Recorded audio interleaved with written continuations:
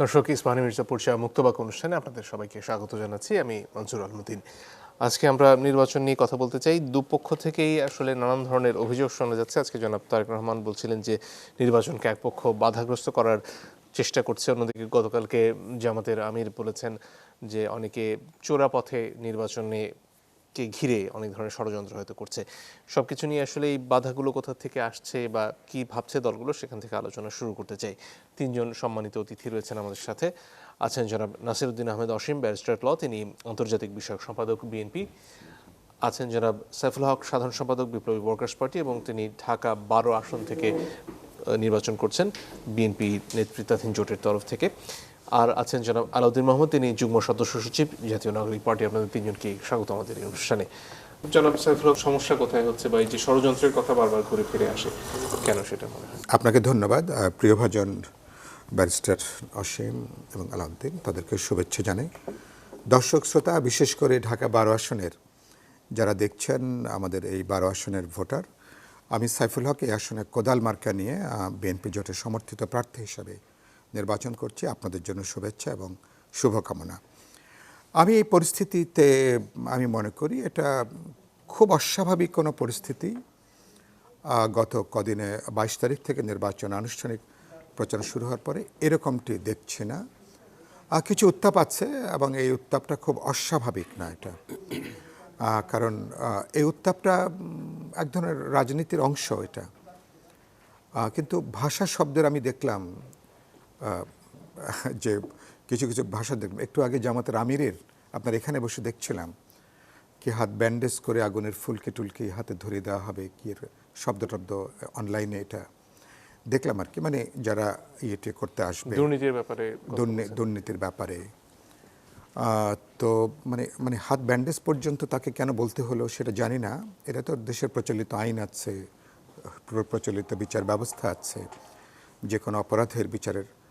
আমরা তো নিশ্চয়ই কোনো একটা শরিয়া আইনের মধ্যে আমরা নাই।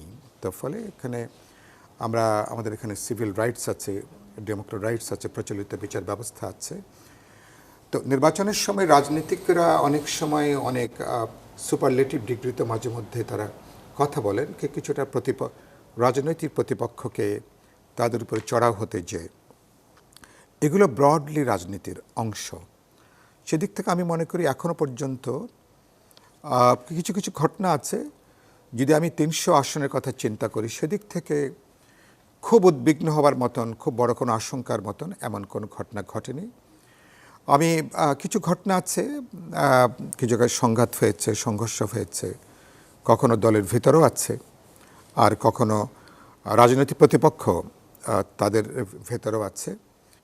এবং মানুষ রাজনৈতিক বিতর্ক নির্বাচনের সময় মানুষ পছন্দ করে। আমাদের মানুষ খুবই রাজনীতি মনস্ক মানুষ।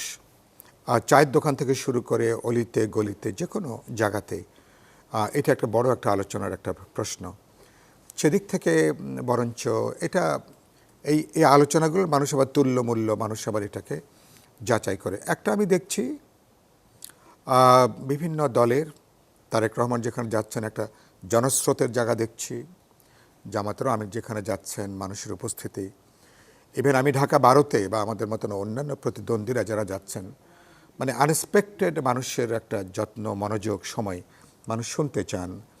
রাজনীতিকরা কে কী বলছেন, বিশেষ করে 17 বছর পরে বাস্তবে তার ভোটাধিকার প্রয়োগের যে সুযোগটা তৈরি হয়েছে, এটা নিয়ে একটা উচ্ছ্বাস আছে, একটা উদ্দীপনা আছে, এক ধরনের বলতে পারেন যে মানে যেটাকে কি বলবো, এক ধরনের স্বতঃস্ফূর্ততা, সেটা আমি কিন্তু লক্ষ্য করেছি। মানুষ এটাকে কিছুটা উদযাপনের একটা আনন্দ মানে হয়তো কারো কারো ক্ষেত্রে আছে।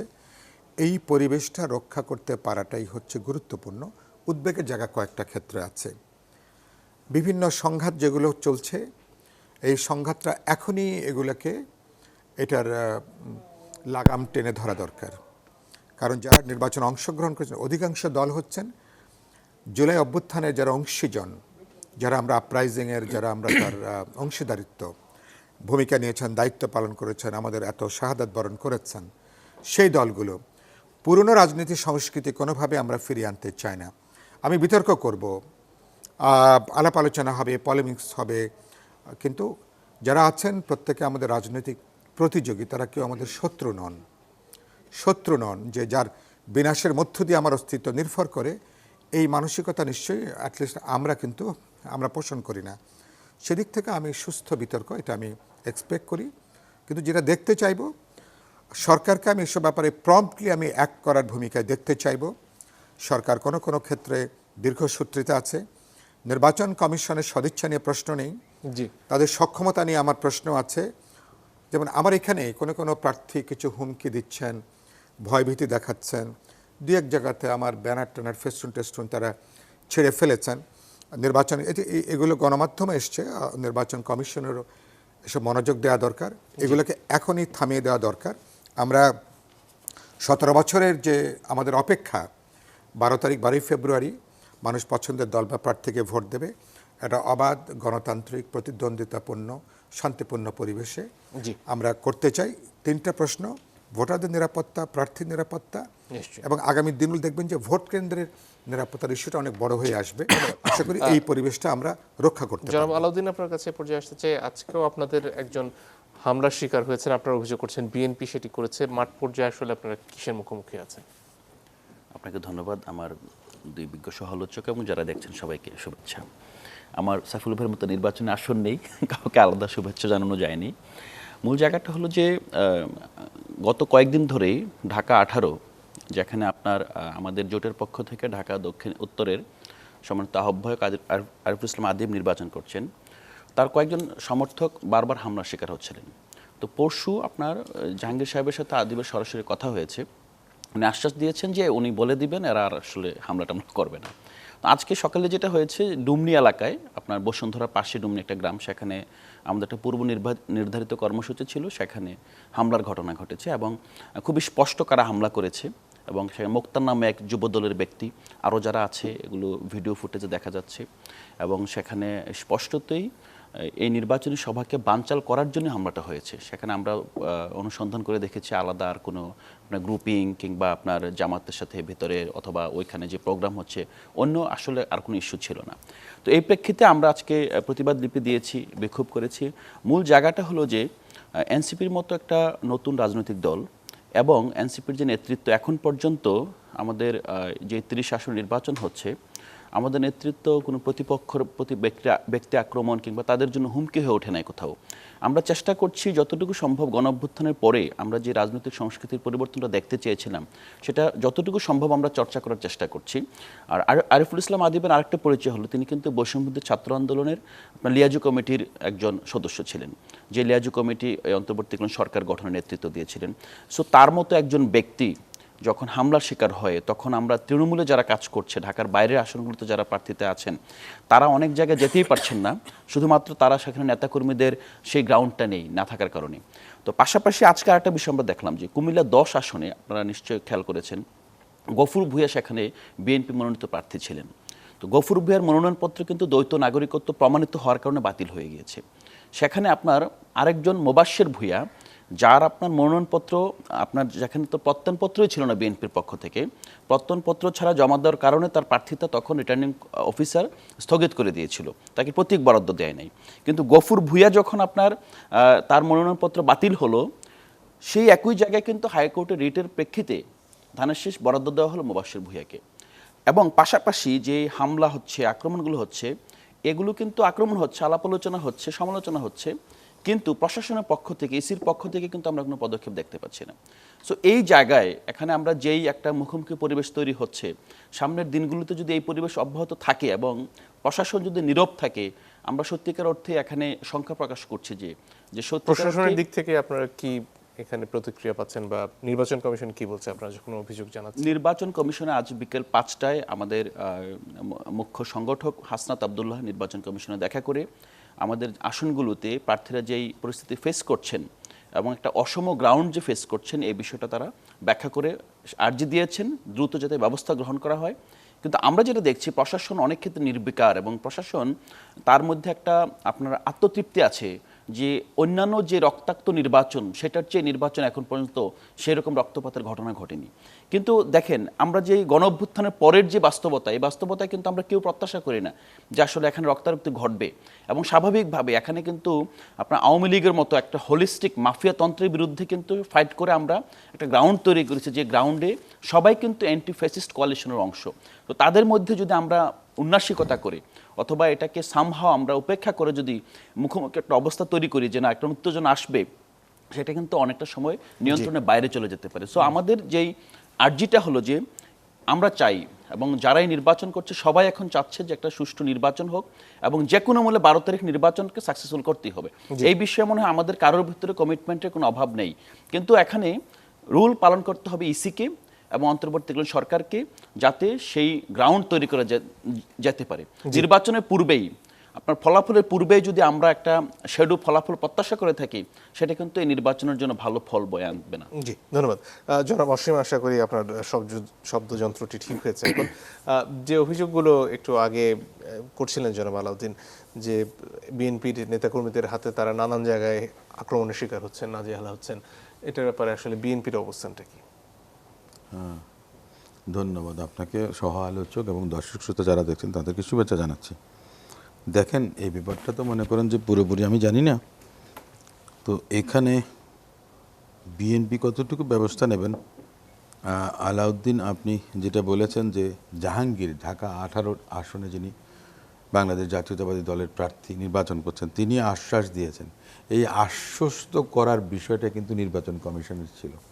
যে কোনো ধরনের অপ্রীতিকর ঘটনা বা যা কিছু ঘটুক না কেন, নির্বাচন কমিশনই কিন্তু এখন সর্বেসর্বা।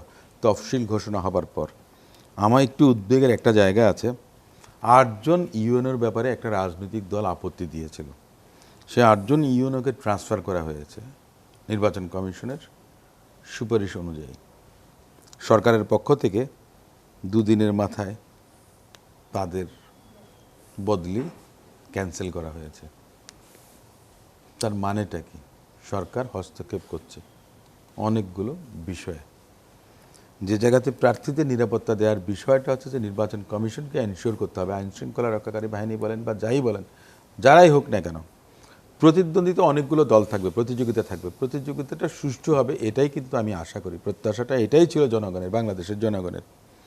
জুলাই আগস্ট অভ্যুত্থানের মধ্য দিয়ে ফ্যাসিস্ট সরকারের পতন হয়েছে। মানুষ 3টি নির্বাচন মনে করেন আপনার ভোট দিতে পারেননি, অনেকে আছে এরকম। আবার অনেকে দুঃখ থেকে কিন্তু আমি দেখেছি ফেসবুকে স্ট্যাটাসে দিয়েছে যে অমুককে প্রার্থী করা হয়নি, আগে তো 3বার ভোট দিইনি, এই নিয়ে 4র্থবার আর ভোটটা দিতে পারলাম না, এ ধরনের আক্ষেপও কিন্তু করেছে। তো এটা আপনার মনে করেন যে খুব স্বাভাবিক, এ ধরনের অবস্থাটা থাকবে। এই গ্রিভান্সের পরিমাণ হয়তো কম, কিন্তু প্রত্যাশার জায়গাটা অনেক বেশি। মানুষ কিন্তু উন্মুখ হয়ে আছে, তাদের ভোটাধিকারটা প্রয়োগ করতে পারবেন, তারা নির্বিঘ্নে নির্দ্বিধায় আপনার ভয়ভীতির ঊর্ধ্বে থেকে।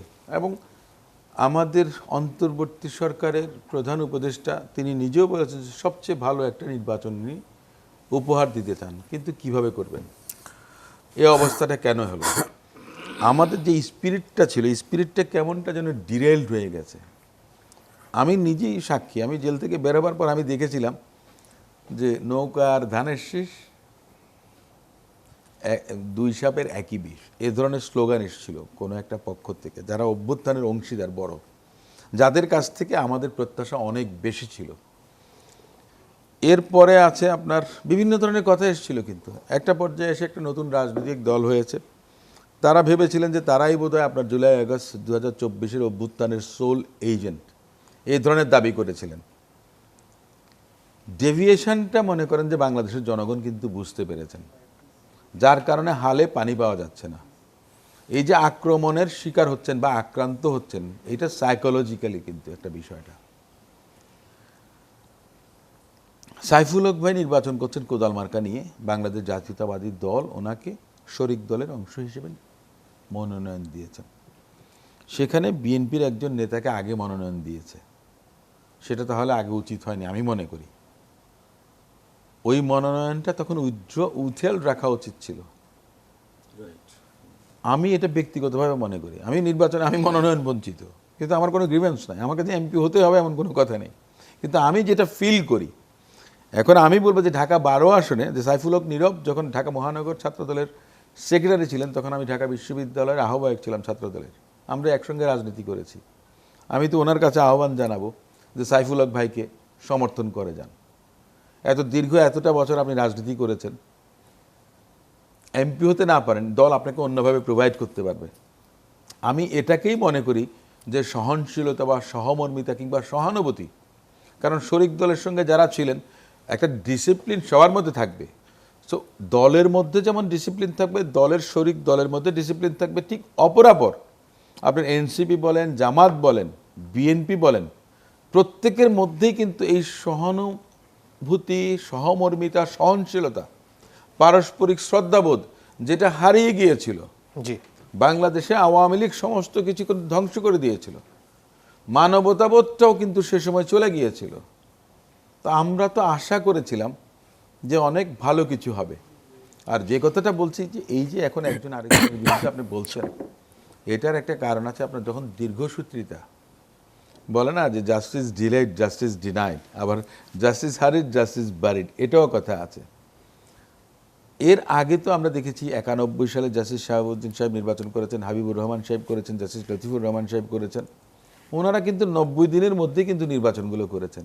এই যে দীর্ঘ সময় গেল, এই সময়গুলোর কারণে আপনার আস্থার অভাব, অবিশ্বাস এক একটা রাজনৈতিক দলের প্রতি আরেকজনের। তার মানে তো আমরা তো যে তিমির সে তিমিরে রয়ে গেলাম। এটা তো এদেশের মানুষ কখনোই আশা করেনি। 1400 শহীদ এ কারণেই তো হয়নি।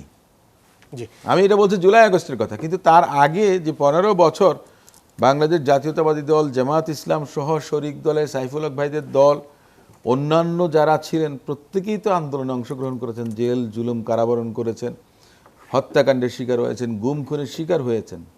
আমাদের এই প্রত্যাশাটা ছিল না, আমরা এটা তো আশা করিনি।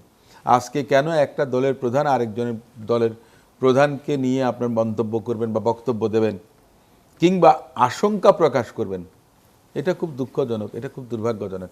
এটা হবার কথা ছিল না। জি, ধন্যবাদ। একটা বিরতির সময় হয়ে গেছে দর্শক, একটু পরে ফিরে আসছি, আশা করি সাথে থাকবেন।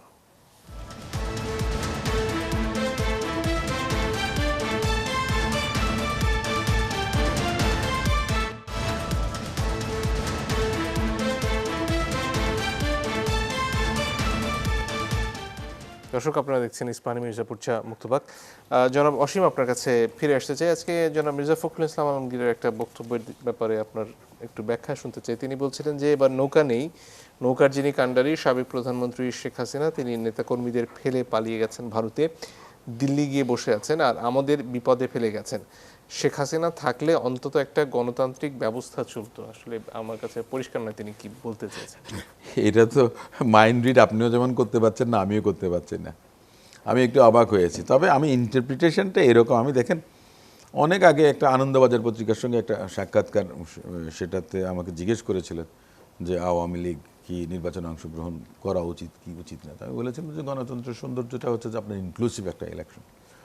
আওয়ামী লীগ ইলেকশন করুক, জনগণই তাদেরকে প্রত্যাখ্যান করবে। যে অবস্থাটা তারা করেছে তাতে তারা ইতিহাস থেকে মনে করেন দে উইল বি এলিমিনেটেড, এই ধরনের। এটাই হয়তো জনাব মির্জা ফখরুল ইসলাম আলমগীর সাহেব বোঝাতে চেয়েছেন যে আওয়ামী লীগ যদি নির্বাচনটা করতে পারতো তাহলে বাংলাদেশের জনগণ সেই প্রতিফলনটা দেখাতো, যে আওয়ামী লীগ যে কীভাবে নিগৃহীত এবং আপনার মনে করেন যে ইতিহাসের পাতা থেকে মুছে যেত আওয়ামী লীগের অপকর্মের জন্য, সেই বিষয়টা হয়তোবা দেখা যেত। এখন যেহেতু নেই, আপনি তো পরীক্ষায় অংশগ্রহণ করতে পারেননি, আপনি মার্কিং কোথা থেকে দেবেন? 33-এ পাস। কিন্তু বিএনপি এবং জামাত দুটো জোটের তরফ থেকেই কি আওয়ামী লীগের ভোট নানানভাবে টানার বা তাদেরকে নানানভাবে আশ্বস্ত করার এক ধরনের চেষ্টা আছে না? দেখেন, আমরা তো একটা সমাজের মধ্যে বাস করি, তাই না? কেউ আমার প্রতিবেশী, কেউ আমার আত্মীয়, তাই না? সঙ্গত কারণে আওয়ামী লীগের যে ভোট, যেটা 5% হোক, 10% হোক, 15% হোক, যেটাই হোক না কেন, আবার সাধারণ সমর্থকও তো আছে। সবাই কি সক্রিয় রাজনীতি করে? সবাই কি বিএনপি করে? বিএনপি যদি 40% ভোট পায়, সব কি বিএনপির একেবারে কোর ডায়হার্ড কর্মী বা নেতা? সাধারণ মানুষ আছে, আওয়ামী লীগেরও তাই আছে। কিন্তু এই লোকগুলোকে তো আপনার বাদ দিতে পারবেন না। সবাই কি আপনার চোর ডাকাত ছিল? আওয়ামী লীগের কতজন নেতা পালিয়েছে? বাকি লোকগুলো কিন্তু আমাদের সমাজেই বাস করছেন। তারা যেখানে কমফোর্ট পাবেন, যে যে এলাকায়, কোনো না কোনোভাবে তারা কিন্তু মিশে যাবেন। কিংবা তারা যদি দল পরিবর্তন করে, আপনি কি বাধা দিতে পারবেন? যারা ভালো আছে তো সে কারণে তারা কোনো না কোনো দিকে ভোট দেবেন। কিন্তু যারা কালপ্রিট, যারা ক্রিমিনাল, যারা পারপেট্রেটর ছিল ফেসিজমকে আপনার দীর্ঘায়িত করার জন্য, তারা হয়তো বা আপনার ভোট কেন্দ্রে আসবেন না, কিন্তু অন্য যারা আছেন তারা তো আসবেন। তো এটাকে তো ক্যাপিটালাইজ করার চেষ্টা সবাই করবে, এটাই কিন্তু স্বাভাবিক।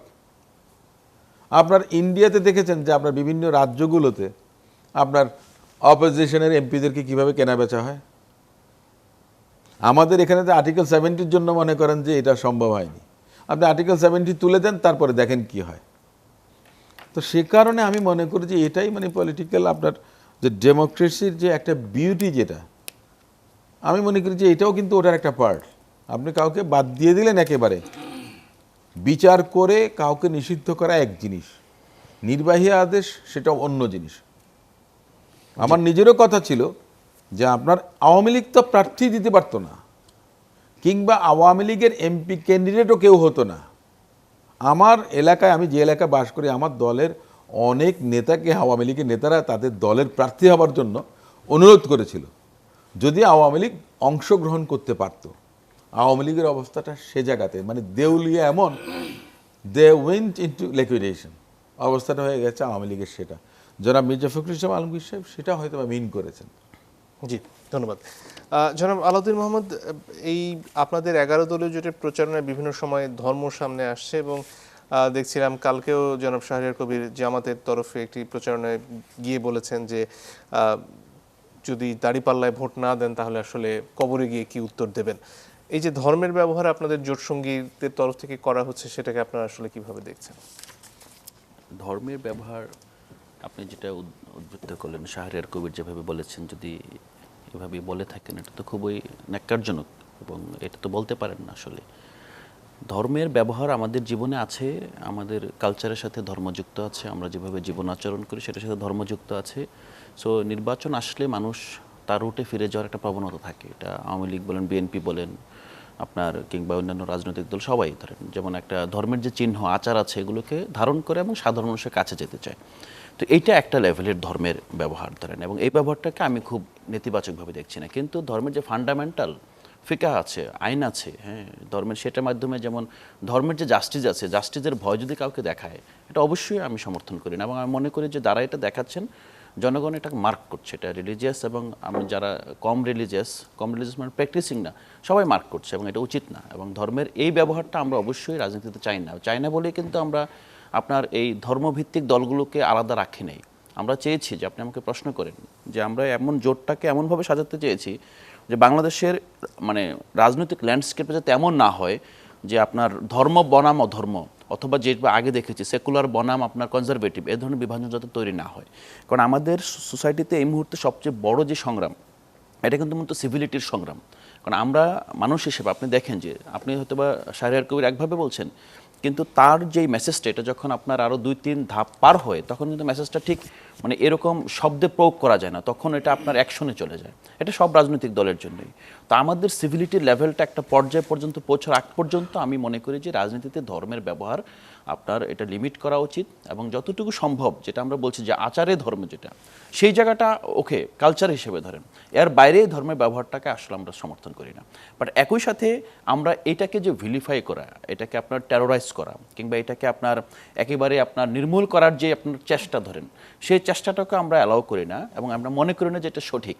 কারণ কি, আপনি এই বিষয়গুলো পুরোটাই হলো যে একটা আপনার কালচার, আপনি ধর্ম মানুষের জীবনে যেভাবে যুক্ত আছে, এবং আমাদের এই অঞ্চলে মানুষ যখন আপনার কৃষিভিত্তিক সমাজ থেকে ধীরে ধীরে মধ্যবিত্ত শ্রেণীর বিকাশ ঘটেছে, এই বিকাশের সাথে কিন্তু বাংলাদেশে আপনি দেখবেন যে কওমি মাদ্রাসা, আলিয়া মাদ্রাসা এবং ধর্মভিত্তিক স্কুলিংটা একটা গুরুত্বপূর্ণ ভূমিকা পালন করেছে। আমরা দেখেছি যখন রাষ্ট্র তার সোশ্যাল সেফটি নেটের আওতায় বেশিরভাগ জনগণকে আনতে পারে নাই, আপনি এখন পর্যন্ত দেখেন বাংলাদেশে সবচেয়ে বেশি এতিমখানা কারা চালায়, সবচেয়ে বেশি এতিমদের ডেস্টিনেশন কোথায়, এবং সবচেয়ে বেশি আপনার মার্জিনালাইজ এবং প্রান্তিক মানুষের ডেস্টিনেশন কোথায়। তো সেই জায়গায় যদি আমরা সেই রাজনীতি যদি সে জায়গাকে অ্যাড্রেস করতে না পারে, আমরা শুধুমাত্র, যেমন আপনি একটা বড় বিষয় দেখবেন যে ধর্মভিত্তিক রাজনীতির আতুরঘর হলো আপনার কওমি মাদ্রাসা, আলিয়া মাদ্রাসা, এবং এখন নতুন যারা তৈরি হচ্ছে ক্যাডেট মাদ্রাসা। এই সবগুলোর একটা কারণ আছে। আপনার তৃণমূল মানে যদি এক প্রান্তিক লেভেলে একটা কারণ হলো যে সে সোসাইটি থেকে বিচ্ছিন্ন, তার যে মেইন স্ট্রিম যে এডুকেশন সেটাকে কাভার করে না। হ্যাঁ, একটা আপনার পরিবারের যে দেখা যায় অনেকের দেখা যায় মাতা পিতা বিচ্ছিন্ন হয়ে গিয়েছে, সন্তানটাকে তার দাদা দাদি অথবা নানা নানি আপনার একটা বোর্ডিং মাদ্রাসা দিয়ে আসছে। তো এই জায়গাটাকে আমরা অ্যাড্রেস করছি, এটা অ্যাড্রেস করছি না। ক্যাডেট মাদ্রাসার ইস্যুটা যদি বলি, আমরা দেখি যে আমরা যেভাবে ইংলিশ মিডিয়াম স্কুলকে পোর্ট্রেট করছি, যেমন একেবারে ধরেন এটা শুধুমাত্র আপনার হিসেবে না, আপনি যদি বাংলাদেশের যে কালচার আছে, এখানকার যে আবহমান সংস্কৃতি আছে, এই সংস্কৃতির সাথেও কিন্তু ইংলিশ মিডিয়াম স্কুলিংয়ের যে কালচারটা একটা জায়গায় সাংঘর্ষিক রূপ লাভ করছে। এই জায়গায় আমরা দেখেছি যে একটা শ্রেণীর মানুষ তারা মানে মেন স্ট্রিম থেকে আরও দূরে চলে যাচ্ছে, মানে একটা এক্সট্রিম থেকে আরেকটা এক্সট্রিমে চলে যাচ্ছে, ক্যাডেট মাদ্রাসা থেকে চলে যাচ্ছে। তো আমার যেই পয়েন্টটা হলো যে আমাদের রাজনীতিকে মোটা দাগে আপনার বাংলাদেশ কেন্দ্রিক করতে হবে এবং রাজনীতিকে ন্যাশনালিস্টিক জায়গা নিয়ে আসতে হবে, যে আমার সবার আগে বাংলাদেশ শুধুমাত্র মুখে মুখে না, আমাদের বাংলাদেশের যে প্রতিষ্ঠানগুলো, শিক্ষা ব্যবস্থা আছে, এখানকার স্বাস্থ্য ব্যবস্থা আছে, সবগুলো আপনার বাংলাদেশ সেন্ট্রিক হতে হবে। যদি এটা আমরা করতে পারি, তাহলে আপনি যেটা বলছেন ধর্মের ব্যবহার কিংবা অপব্যবহার, এই জায়গাটা থেকে আমরা অনেকটা সরে আসতে পারবো। লাস্টলি যে পয়েন্টটা বলি, জামাত কিন্তু ধরেন এক ধরনের ধর্মভিত্তিক রাজনীতি করছে, আপনি আমি সবাই জানি, বাট সামনে নিয়ে আসছে কি, সামনে কিন্তু সুশাসনের জায়গাটা নিয়ে আসছে, সামনে নিয়ে আসছে আপনার চাঁদাবাজ নিরসনের জায়গাটা, সামনে নিয়ে আসছে করাপশন ফাইট করার জায়গাটা। কেন আপনার জামাতের জায়গায় অথবা এই জায়গাটা অন্য কোনো রাজনৈতিক দল নিতে পারলো না?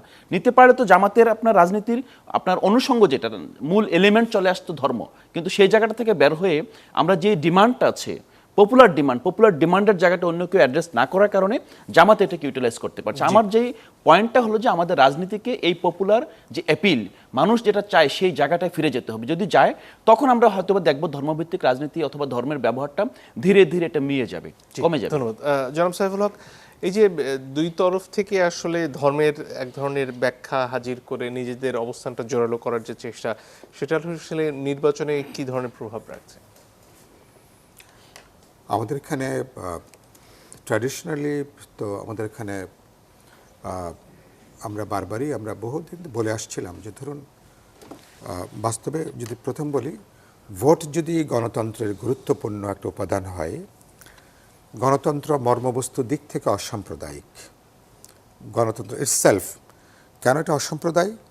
যে কোনো মডার্ন ডেমোক্রেটিক স্টেটে কোনো সমাজে রাষ্ট্র তার নাগরিকদের কোনো ধর্মবিশ্বাস, কোনো সাংস্কৃতিক বিশ্বাস বা তার কোনো আচরণের জন্য তার কোনো গণতান্ত্রিক সাংবিধানিক অধিকারের ক্ষেত্রে কোনো পার্থক্য করতে পারে না।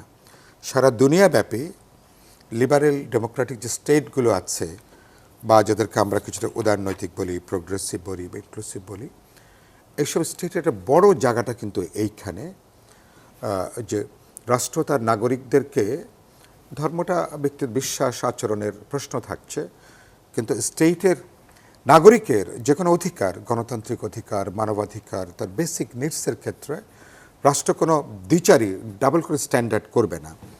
তো এই জায়গাটার এটা হচ্ছে মানে আমাদের এই পর্যন্ত উপলব্ধি বা পুরো জায়গাটা। তো বাংলাদেশে আমরা এটা হয়তো সাধারণভাবে সবাই হয়তো একমত হবেন, কিন্তু আর এটা বোঝা যায় বিশেষ করে এখানে তো ধরেন এক শ্রেণীর ধরেন দলই আছেন, বিভিন্ন দলের তাদের ডিফারেন্ট ইডিওলজি। এখন ধরুন যারা ধরুন শরিয়া ভিত্তিক যারা ধরুন এখানে আইন করতে চায়, তারা আবার এখানকার গণতান্ত্রিক সমাজের তার যে অ্যাক্সেস, সেটাও কিন্তু পুরোপুরি এখন তারা কিন্তু গ্রহণ করছেন। শরিয়া ভিত্তিক কোনো সমাজে কি গণতান্ত্রিক এই যে বহুত্ববাদ, এই যে কায়দা এখন নির্বাচন, নাগরিকের যে গণতান্ত্রিক অধিকার, সিভিল রাইটস, নারী অন্তজ মানুষ বা তাদের যে অধিকারগুলো, তো এই বিষয়গুলো কি শরিয়া ভিত্তিক যে রাজনীতি, তার সাথে কি এটা কি যাচ্ছে? এটা অধিকাংশ ক্ষেত্রে এটা যাচ্ছে না, এটা সাংঘর্ষিক। কিন্তু তারা আবার এই ডেমোক্রেটিক পলিটির মধ্যে থেকে তারা কিন্তু আবার কাজগুলো তারা কিন্তু করছেন। আমরা একভাবে সেটাকে আমরা আবার অ্যালাউ কিন্তু আবার আমরা করছি। এটার জন্য নির্বাচনের সময় এলে এগুলো অনেক বেশি স্পষ্ট হয়ে ওঠে। আমাদের ধর্ম অনুভূতি, আমাদের মানুষ, তো আমরা বলি যে আমাদের মানুষ ধার্মিক, কিন্তু আমাদের মানুষ ধর্মান্ধ নয়, অথবা ধর্মকে বলতে পারেন কোনো উগ্রবাদী কোনো তৎপরতার কাজে আমাদের মানুষ কিন্তু এ পর্যন্ত জেনারেলি কিন্তু ব্যবহৃত হতে দেয়নি। বিচ্ছিন্ন বিক্ষোভ তৎপরতা আছে, এটা আছে। আর খেয়াল করবেন নির্বাচন যত এগিয়ে আসে তত বেশি ধর্ম আচরণ, ধর্ম পালন বা ধর্মভিত্তিক রাজনীতির এটা কেবলমাত্র জামাত ইসলামী বা ইসলামী দলগুলোর ক্ষেত্রেই বলা যাবে না, অন্যান্য দলের ক্ষেত্রেও কম বেশি কথাটা সত্য। নির্বাচনে আসলে ধরুন তারপরে ধর্ম আচরণের বাহ্যিক যে অর্থাৎ রিচুয়ালসগুলোর ক্ষেত্রে অনেকেরই অনেক বেশি যত্নবান দেখা যায়, কিন্তু যেটা গুরুত্বপূর্ণ আমার এক্সপেরিয়েন্স আমার এই দীর্ঘ রাজনৈতিক জীবনে, মানুষ শেষ পর্যন্ত এই ভিত্তিতে মানুষ গ্রসলি ভোট দেয় না। মানুষ তার কনসিয়েন্স থেকে, তার নাগরিক বোধ থেকে, তার রাজনৈতিক উপলব্ধি থেকে মানুষ ভোট দেয়। না হলে কিন্তু যারা ধর্মভিত্তিক দলগুলো আমাদের এই উপমহাদেশে, তাহলে মানুষগুলো কিন্তু তারাই কিন্তু রাষ্ট্র ক্ষমতায় অনেক আগেই কিন্তু তারা কিন্তু আসতেন। এটা কিন্তু খুব গুরুত্বপূর্ণ। তো এই জায়গাটা আরেকটা কথা বলি, আমাদের আপনি খেয়াল করেন এই উপমহাদেশে মুসলমানদের নেতা হয়েছিলেন মোহাম্মদ আলী জিন্নাহ, যার সাথে প্রচলিত ধর্ম আচরণের তেমন কোনো সম্পর্কই ছিল না। একটা রাজনৈতিক বাস্তবতায় ভারতের মুসলমানরা তাকে কিন্তু একভাবে বেছে নিয়েছিলেন।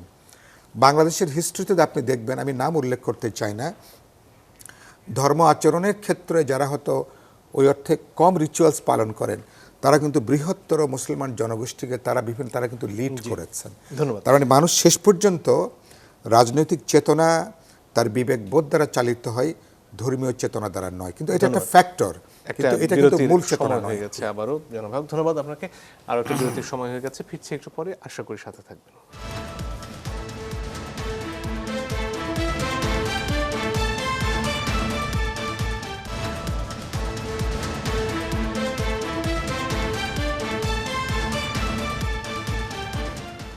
দর্শক, আপনারা দেখছেন ইস্পাহানি মির্জাপুর চা মুক্তবাক। আমরা ফিরে আসবো জনাব অসীম আপনার কাছে। সম্প্রতি মার্কিন কূটনীতিকদের বক্তব্য নিয়ে বেশ আলোচনা হচ্ছে। সেখানে বিএনপির অভ্যন্তরীণ দুর্নীতির যেমন আভাস দেওয়া হচ্ছে, এর পাশাপাশি জামাতের সাথে সম্পর্ক জোরদার করার কথা বলা হচ্ছে। এটার আসলে প্রভাবটা কি পড়ছে নির্বাচনের উপর? প্রথম কথাটা হচ্ছে যে আপনার বাংলাদেশ জাতীয়তাবাদী দলের যে ধরনের ঘটনা যদি ঘটে থাকে, আপনার ফোনালাপ হোক যেটাই হোক, ফাঁস হয়েছে একটা জিনিস যেটা এসছে, এটার সত্যতা আমি জানি না ব্যক্তিগতভাবে। তবে জাতীয়তাবাদী দল রাজনৈতিক দল হিসেবে এটার প্রতিবাদ করা উচিত ছিল। সবসময় আমরা দেখেছি যে বাংলাদেশ রাষ্ট্র আপনার নতজানু কূটনীতি, এটা একটা বড় ধরনের অন্তরায়। আমাদের রাষ্ট্রের সার্বভৌমত্বের কথা বলেন, সম্মানবোধের কথা বলেন, আত্মসম্মানের কথা বলি, যে কোনো জায়গায় হোক, এটার জন্য আমি মনে করি যে আনুষ্ঠানিকভাবে এই বিষয়টা তুলে আনা উচিত ছিল। দ্বিতীয় কথা, বাংলাদেশ জাতীয়তাবাদী দলের দুর্নীতির কথা যখন বলেছেন, তখন আমি একটা প্রশ্ন বলতে চাই। ডেইলি স্টারের সম্পাদক মাহফুজ আনাম সাহেব টেলিভিশন ইন্টারভিউতে বলেছিলেন যে ১/১ সময় ডিজিএফআই দ্বারা তিনি বিএনপির বিরুদ্ধে, জনাব তারেক রহমানের বিরুদ্ধে স্টেটমেন্ট করেছেন বা পত্রপত্রিকা ছাপিয়েছেন দুর্নীতির কথা। তিনি স্বীকার করেছেন যে এটা ওনার সম্পাদকীয় জীবনের, ক্যারিয়ারের সবচেয়ে বড় ভুল ছিল। তার মানে উনি অ্যাডমিট করছেন যে দুর্নীতি হয়নি, জোর করে বলা হয়েছে। দুর্নীতির অভিযোগ সবসময় আছে। আমি যদি একটা কথা বলি, 2001 থেকে 2006 সাল পর্যন্ত বাংলাদেশ জাতীয়তাবাদী দল যখন ক্ষমতায় ছিল, তখন দুর্নীতির ইন্ডেক্স 2006 পর্যন্ত 2.7 ছিল 10-এর মধ্যে। তত্ত্বাবধায়ক সরকার ছিল 2 বছর, সে সময় কিন্তু সেটা নেমে 1.9, তার পরবর্তীতে 1.7। তার মানে দুর্নীতি রিক্টার স্কেল, স্কেলে দুর্নীতির মাত্রাটা বেড়েছে। আমি গ্যারান্টি দিয়ে এই যে 1.5 বছর গেছে, এই 1.5 বছর যে কোনো রাজনৈতিক সরকার ক্ষমতায় ছিল তার থেকে বেশি অবনমন হয়েছে। এটা আমি গ্যারান্টি দিয়ে, আমি আপনাকে উদাহরণ দিয়ে বলতে পারি। আপনিও প্র্যাকটিস করেন কোর্টে, আমিও প্র্যাকটিস করি। 5 টাকা 40 পয়সা দরে মনে করেন যে পার কিউবিক মিটার বালির দাম দিয়েছিল উত্তোলন করবে বে অফ বেঙ্গলের বেসিন থেকে। 4 টাকা 70 পয়সা একজন দিয়েছিল। 4 টাকা 70 পয়সাকে আপনার দিল ওয়ার্ক অর্ডারটা, অ্যাওয়ার্ডটা দিল, রিট হয়েছে। তখন কি করলো কর্তৃপক্ষ? বাতিল করে দিল। বাতিল করে দিয়ে যে 34 পয়সা দিয়েছে, মাতারবাড়ি বিদ্যুৎ কেন্দ্র, জাপানিজরা 34 পয়সায় তাকে কাজ দিয়েছে। প্রতি মাসে 1000 কোটি টাকা সরকারের লস হবে। আমি উদাহরণ হিসেবে বলছি, যেমন DP world without tender, PPI কিংবা G2G কোনো কিছু না মেনে মনে করেন যে দেওয়া হয়েছে। এ ধরনের বহু কিছু আছে। তো আপনার এই যে অভিযোগগুলো করেছে বিএনপির ভেহিমেন্টলি, এটা আপনার প্রোটেস্ট করা উচিত, রেইজ করা উচিত। জি, জনাব আলাউদ্দিন, কোন বিষয়ে? এই প্রসঙ্গে বা সার্বিকভাবে আপনি যদি আর কিছু যোগ করার থাকে। সার্বিকভাবে আমার মনে হয় সুযোগ দিয়েছেন একটা বিষয় বলি যে আমরা এই গণভোট নিয়ে কিন্তু আসলে সবগুলো রাজনৈতিক দল একটা প্ল্যাটফর্মে আসতে পারি নাই, দেখা যাচ্ছে না। এবং তৃণমূলে গণভোট নেওয়া প্রচণ্ড রকমের মিসকনসেপশন হচ্ছে। অনেক ভিডিও আমাদের সামনে আসছে যেগুলো খুবই ডিস্টার্বিং, কারণ কিছু ভিডিওতে এটাও দেখা হচ্ছে যে বোঝানো হচ্ছে যে দেখো যে এনসিপি জামাত যেহেতু এখানে হাত দিবে, আমাদের কি করতে হবে, আমাদের না দিতে হবে। কেন? কারণ আমাদের মার্কা হলো ধানের শীষ, ওদের মার্কা হলো এইটা। সো বিষয়টা হলো যে আমি কিন্তু বলছি না যে বিএনপির উচ্চ পর্যায় থেকে তাদের আসলে গণভোট নিয়ে কোনো মিসকনসেপশন আছে, বাট তৃণমূলের মিসকনসেপশন ভাঙানোর জন্য, যেহেতু বিএনপি এই মুহূর্তে রাজনৈতিকভাবে তৃণমূলে যাচ্ছে, বিএনপির চেয়ারম্যান যাচ্ছেন, তার উচিত হলো যে আপনার হা ভোটকে জয়যুক্ত করার জন্য নেতাকর্মীদের ওপেনলি আহ্বান জানানো। এবং শুধুমাত্র ধানের শীষ না, শুধুমাত্র গণতন্ত্রের কথা মুখে বললে হবে না। আমরা একটা বিষয় সবাই দেখেছি যে যেই ঐকমত্য কমিশনে সবগুলো রাজনৈতিক দল মিলে আমরা একটা বিষয়ে কনসেনসাসে এসেছি, এখন যদি এটাকে আমরা পাস না করতে পারি তখন কিন্তু ব্যর্থতা কিন্তু পুরো ঐকমত্য কমিশনে যারা যে দলগুলো পার্টিসিপেট করছে সবার ব্যর্থতা। তো এই জায়গাটা আমার মনে হয় একটা কনসার্নের জায়গা, এবং বিএনপি নেতৃত্ব খুব দ্রুত এই জায়গাটা অ্যাড্রেস করা উচিত। এবং সম্মিলিতভাবে যদি এমন মনে হয় যে বিএনপি, এনসিপি, জামাত ইসলামী কিংবা অন্য রাজনৈতিক দল যারা আছেন সবাই মিলে এই জায়গায় একটা ঐক্যবদ্ধ অবস্থান নতুন করে করা জরুরি। কারণ এই গণভোট যদি কোনো কারণে এখন না ভোট এখানে জয়যুক্ত হয়, আমি আশঙ্কা করছি বাংলাদেশের এই নির্বাচনের যে ফলাফল, এই ফলাফলটা আসলে সাস্টেন করবে না। আর যদি এখানে হা জয়যুক্ত হয় যেটা সাস্টেন করবে, তাও কিন্তু আমি বলছি না। বিষয়টা হলো হা জয়যুক্ত হলে অন্তত এখানে কোনো গ্রাউন্ড থাকবে না যে এই সরকারের সংস্কার বিরোধিতা অথবা এই সরকারের গণঅভ্যুত্থানের আকাঙ্ক্ষার প্রতি তার কমিটমেন্টের ব্যাপারে কোনো সংশয় থাকবে না। তো এই জায়গাটা আমি অ্যাপিল করছি। আমাদের দল থেকে কিন্তু আপনার বারংবার বলা হয়েছে হায়ের পক্ষে, এবং নির্বাচন পরিচালনা কমিটিও করেছে। আচ্ছা, আমি যেটা বলতে আমি এখনো বিশ্বাস করি যে গণভোটে হাঁ সূচকটাই জয়লাভ করবে। কারণ আমরা সমস্ত গুরুত্ব স্টেক হোল্ডাররাই সবাই অফিসিয়ালি হাঁয়ের পক্ষে অবস্থান নিয়েছেন। এটা একটা আমার কাছে গুরুত্বপূর্ণ হচ্ছে যে আমরা 17 বছর পরে আমাদের ইতিহাসের সবচেয়ে গুরুত্বপূর্ণ একটা গণ অভ্যুত্থানের পরে আমরা যে নির্বাচনে যাচ্ছি, এই নির্বাচনটাকে আমি মনে করি এই নির্বাচনের মধ্য দিয়ে বাংলাদেশে আগামী 5-10 বছরের 15 বছরের রাজনৈতিক ডিরেকশনটা অনেকটা ঠিক হয়ে যাবে। সেই নির্বাচনটা যাতে শান্তিপূর্ণ হয়, অবাধ হয়, প্রতিদ্বন্দ্বিতাপূর্ণ, বিশ্বাসযোগ্য হয়, মানুষ যেন নিরাপত্তা নিয়ে তার ভোটটা দিতে পারে। বেশির অসীম একটু আগে বলছিলেন যে নানা প্রশ্ন নানা মানুষের আছে, কিন্তু মানুষ ভোট কেন্দ্রের নিরাপত্তা খুব গুরুত্বপূর্ণ প্রশ্ন হয়ে উঠবে আগামী কদিনের মধ্যে। সুতরাং মানুষের মধ্যে এই নিরাপত্তা বোধটা জাগিয়ে তুলতে হবে। এবার কোনো পেশি শক্তি ভোট কেন্দ্রের চারপাশে আসতে পারবে না।